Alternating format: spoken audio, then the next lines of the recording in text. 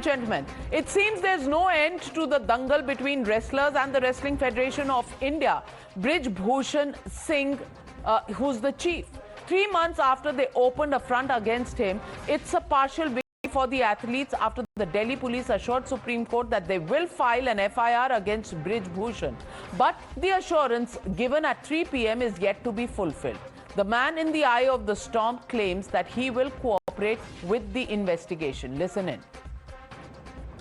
मैं न्यायपालिका के निर्णय से खुश हूँ और बेहद प्रसन्न हूँ और दिल्ली पुलिस को जांच मिली है और जांच में जहां भी मेरे सहयोग की आवश्यकता होगी मैं सहयोग करने के लिए तैयार हूँ और न्यायपालिका से बड़ा कोई नहीं इस देश के अंदर और मैं भी न्यायपालिका से बड़ा नहीं हूँ। उच्चतम न्यायालय का फैसला आया है, FIR लिखने का आदेश हुआ है। यद्यपि सरकार की तरफ से कहा गया था कि FIR लिखने में कोई दिक्कत नहीं है और FIR लिखी जा चुकी होगी। मैं सुप्रीम कोर्ट से बड़ा नहीं हूँ, मैं उस फैसले का स्वागत करता हूँ। And joining me tonight, Vinesh Phogat, our national wrestling champion, joins me on the News Hour tonight. Vinesh Phogat जी, आपको क्या लगता है कि अब जब सुप्रीम कोर्ट से ये ऑर्डर आया है तो आपकी ये जो प्रोटेस्ट है ये खत्म होगी और इसमें से कोई रास्ता निकलेगा, ऐसा लगता है आपको?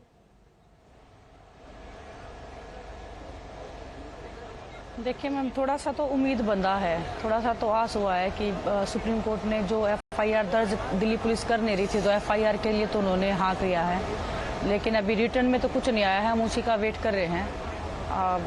एक ऐसा लगा है कि हाँ, हम जो सीढ़ी चढ़ रहे थे, जो इतने बड़े संघर्ष की लड़ाई हम लड़ रहे थे, न्याय की लड़ाई लड़ रहे थे, तो उसमें एक सीढ़ी तो हमने क्रॉस कर लिया है। अभी तो पूरी स्टेज अभी बाकी है। मैं आपसे पूछना चाहती हूँ, आपने कहा था कि आपको बहुत दुख है कि बहुत से फेलो स्पोर्ट पर्सन्स के पास शायद ये हिम्मत नहीं है कि वो आकर आपके साथ बैठें। आप किसी खास लोगों की तरफ इशारा कर रही थी?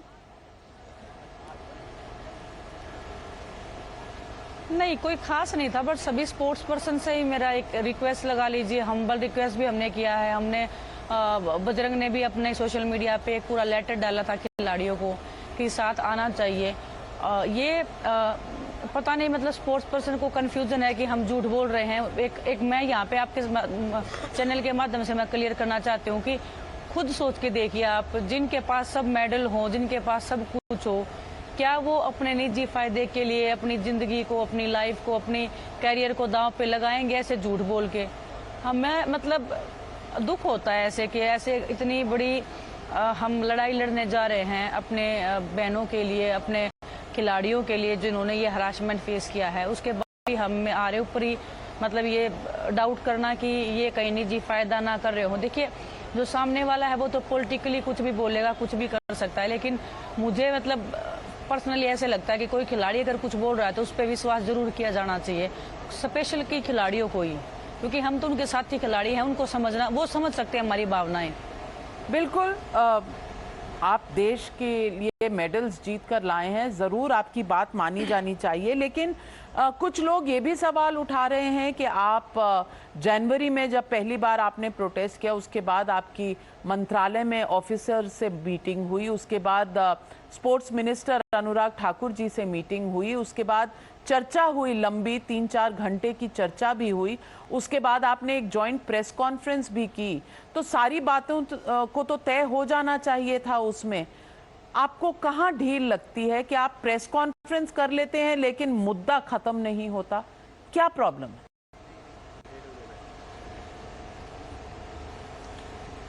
मैम देखिए, जब हम स्पोर्ट्स मिनिस्ट्री के उस टाइम पे गए थे घर पे और जब बातचीत हुई थी, तो एक्चुअल में मैं बताती हूँ सिचुएशन क्या था, क्योंकि आप लोग तो बाहर थे, हम लोग अंदर थे। अनुराग जी 12 मिनट भी नहीं बैठे होंगे हमारे साथ में, और उनके अधिकारी हमारे साथ बातचीत कर रहे थे। कई बार तो उन्होंने डराने की भी हमें कोशिश की थी बीच बीच में, लेकिन हम अड़े हुए थे अपनी चीज़ पे कि हमें ऐसे कमेटी बना रहे हो तो मतलब उसका कोई लिखित में दीजिए, या फिर उन्होंने आश्वासन दिया कि नहीं हम करेंगे। काफ़ी ऐसी चीज़ें हैं जो हम अभी भी ओपन नहीं कर रहे हैं। अगर ऐसा टाइम आया कि हम ओपन कर सकते हैं हम तो डेफिनेटली, और जो ट्रुथ है जो हम अभी भी बता नहीं रहे हैं हम वो हम बता सकते हैं, लेकिन अभी हम नहीं बताना चाहते हैं। पर आपको तो डराया वही धमकाया सब है। किसने? और कॉन्फ्रेंस जो था वो किसने सभी आपको डराया धमकाया? स्पोर्ट्स मिनिस्ट्री में जो जैसे अनुराग सर के जो लोग थे उधर ही, वही लोगों में से जैसे अरे आपको कुश्ती नहीं करना है क्या आगे, या कि सर ऐसे बोल रहे हैं आप मान क्यों नहीं लेते। जो उनका बोलने का टोन था ना वो बिल्कुल मतलब आंखें दिखाने के डराने वाला कि आप खेल मंत्री की बातें भी नहीं मानोगे, तो वैसा टाइप का था। लेकिन फिर भी हम खिलाड़ी अड़े रहे हर चीज़ के लिए। फिर जब उन्होंने प्रेस कॉन्फ्रेंस की तो हमें बोला गया कि सिर्फ इतना ही बोलना है, यही लोग बोलेंगे। हर चीज़ उन्होंने मतलब प्री प्लान की थी। और अभी मतलब मैं इस चीज़ पे ही बोल सकती हूँ कि हमें यूज़ किया गया है पॉलिटिकली उस टाइम जब हम बैठे थे। आपको उस वक्त यूज किया गया, तो कुछ लोग कह रहे हैं कि ये पूरा जो आपका प्रोटेस्ट है ये अब पॉलिटिकल हो चुका है। कभी कांग्रेस के लोग आते हैं, कभी आम आदमी पार्टी के लोग आते हैं, तो ये कहीं आपका प्रोटेस्ट वर्सेस ऑपोजिशन आपको सपोर्ट कर रही है और आपका प्रोटेस्ट सरकार के खिलाफ है, ये पॉलिटिकल हो चुका है? देखिए मैम, 3 महीने पहले हम सरकार के पास ही गए थे, तब तो कोई पॉलिटिकल पार्टी हमने इनवाइट नहीं की थी। विजेंद्र सिंह भी हमारे, वो खुद बॉक्सिंग में ओलंपिक मेडलिस्ट रहे हैं, उनको भी हमने मना कर दिया था। आप सोच के देखिए हमारे मन में, हमारे सामने कैसी स्थिति थी कि कोई खिलाड़ी आ रहा है जो ओलंपिक में मेडलिस्ट है, उसको भी हमने मना कर दिया क्योंकि वो एक पार्टी को ज्वाइन किए हुए हैं। फिर भी हमारे साथ में पॉलिटिक्स किया गया। तो दुख होता है ऐसा कि हमने जब पॉलिटिक्स की नहीं, जब उन्होंने पॉलिटिक्स की है तो क्या वो मान लेंगे कि हमने खिलाड़ियों के साथ में उस टाइम पे पॉलिटिक्स की थी। और रही बात अभी की, तो हमें ऐसे लगता है कि हम खिलाड़ी, देश के खिलाड़ी हैं। जब हम मेडल जीत के आते हैं तो कांग्रेस वाली पार्टी भी हमें कांग्रेचुलेट करती है, आप आम आदमी पार्टी भी करती है, चाहे ममता जी की जो पार्टी है वो करते हैं, जितनी भी पार्टियां हैं जो सभी हमें कांग्रेचुलेट करती हैं। तो क्यों हमारे दुख में वो हमारे साथ नहीं खड़े हो सकते? बीजेपी, हम तो फुल बोल रहे हैं कि अगर जो बीजेपी में जो भी लोग चाहते हैं हमारे सपोर्ट में, बिल्कुल आ सकते हैं। हम सच्चाई की लड़ाई लड़ रहे हैं। हम यहाँ पे कोई टिकट लेने की लड़ाई नहीं लड़ रहे हैं या कोई अध्यक्ष बनने की लड़ाई नहीं है हमारी लड़ाई सिर्फ सच्चे की लड़ाई है। हमारे साथ में जो खिलाड़ियों के साथ में जो शोषण हुआ है उसकी लड़ाई है। और जब तक ये कंप्लीट नहीं हो जाती है, जब तक हमें न्याय नहीं मिल जाता है, हम लड़ते रहेंगे। अब एक स्टेटमेंट आया है कि बृजभूषण जी रिजाइन करने को तैयार हैं। क्या इससे आप अपना प्रोटेस्ट छोड़ देंगे?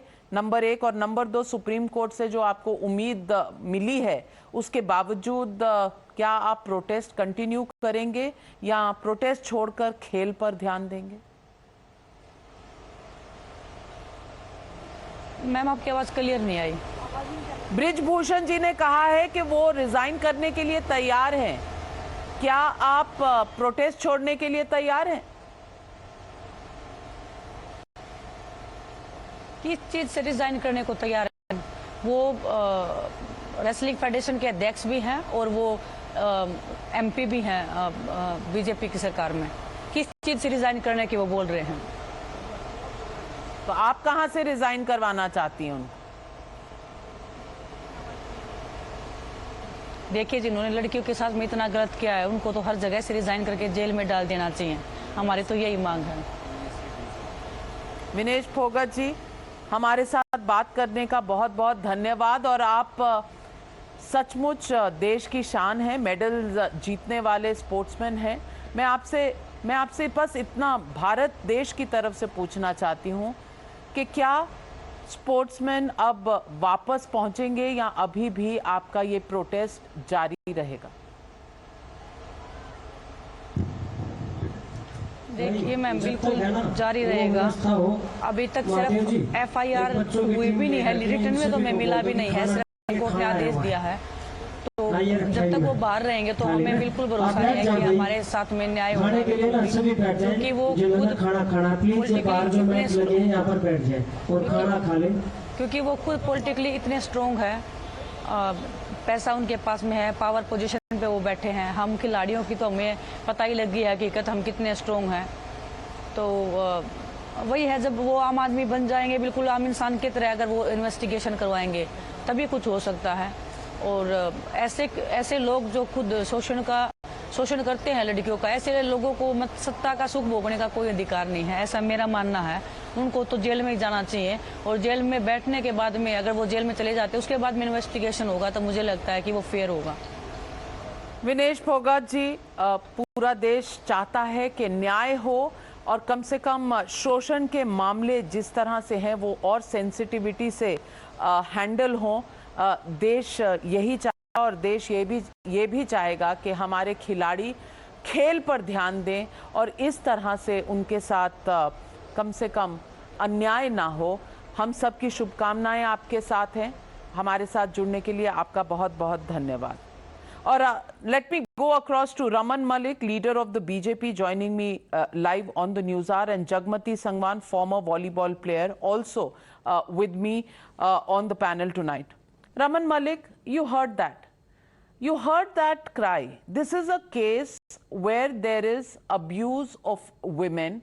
It's a straightforward case. If there is a charge of abuse, you know, an FIR must be registered. For 3 months, if an FIR is not registered, if justice is not given, are we talking about a civilized society at all? Navika, first of all,